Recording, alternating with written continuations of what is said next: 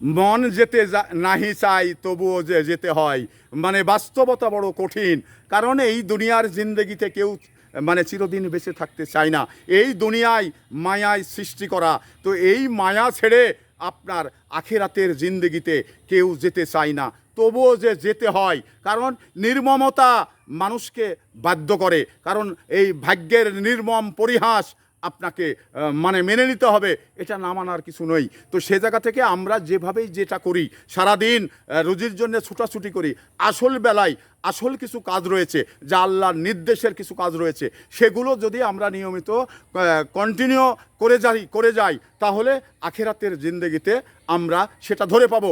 দুনিয়ার জিন্দেগিতে রোজগার করে ছেলে মেয়েকে মানে খাবার দাবারের ব্যবস্থা করি এবং ঘর দোয়ারের ব্যবস্থা করি, কিন্তু তেমনিভাবে পাশাপাশি আখেরাতের জন্যেও আপনাকে উপার্জন করতে হবে।